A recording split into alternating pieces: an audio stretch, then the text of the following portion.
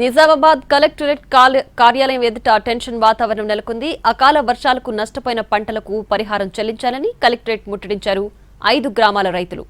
Collectorate లోపలికి వెళ్లేందుకు యత్నించిన రైతులను పోలీసులు అడ్డుకున్నారు.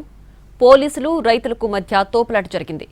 ప్రధాన గేటు వద్ద రైతులను అడ్డుకున్నారు పోలీసులు. వారి ఆందోళనకు బీజేపీ నాయకులు మద్దతు పలికారు.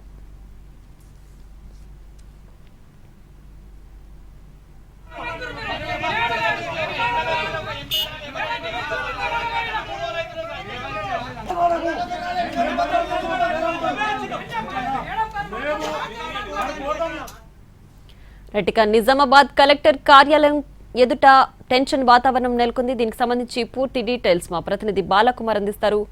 బాలకుమార్, ప్రస్తుతం పరిస్థితి ఏ విధంగా ఉంది? అక్కడ రైతుల డిమాండ్లు ఏంటి? నిజామాబాద్ జిల్లాలో 2 రోజుల క్రితం భారీ వర్షాలు కురిశాయి. వడగండ్ల వర్షంతో పాటు ఈదురుగాలులతో కూడిన భారీ వర్షం కురిసింది. దీంతో పెద్ద ఎత్తున పంట నష్టం జరిగింది. దాదాపుగా 6,000 ఎకరాల్లో పంట నష్టం జరిగినట్లు వ్యవసాయ శాఖ అధికారులు ప్రాథమికంగా నివేదిక సమర్పించి ప్రభుత్వానికి అందజేశారు. అయితే పరిహారం కేటాయింపులో పరిహారం ఇవ్వాలని డిమాండ్ చేస్తూ ఇవాళ బోధన్ నిజామాబాద్ రూరల్ నియోజకవర్గాలకు సంబంధించి దాదాపు 5 గ్రామాల రైతులు కలెక్టరేట్ తరలించారు. కలెక్టర్ కు తమ బాధ వెళ్లబోసుకుంటామంటూ కలెక్టరేట్ లోపలికి చొచ్చుకెళ్లేందుకు ప్రయత్నించారు. ఈ క్రమంలోనే కలెక్టరేట్ రైతులకు బీజేపీ నాయకులు కూడా మద్దతు పలికారు. బీజేపీ నాయకులు పోలీసులకు మధ్య తోపులాట జరిగింది.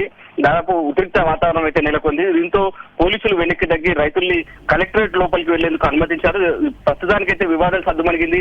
ఖచ్చితంగా పరిహారం ఇవ్వాలి, ఎకరానికి 50,000 పరిహారం తమకు అందేలా ప్రభుత్వం చొరవ చూపాలనేది రైతులు ప్రధానంగా డిమాండ్ చేస్తున్నారు. వరితో పాటు మొక్కజొన్న పంట, అరటి తోటలు పూర్తిగా నష్టం వాటిల్ని తమను ఆదుకోవాలని చెప్పి రైతులు ప్రధానంగా డిమాండ్ చేస్తున్నారు. Right Balakumar, thanks for the updates.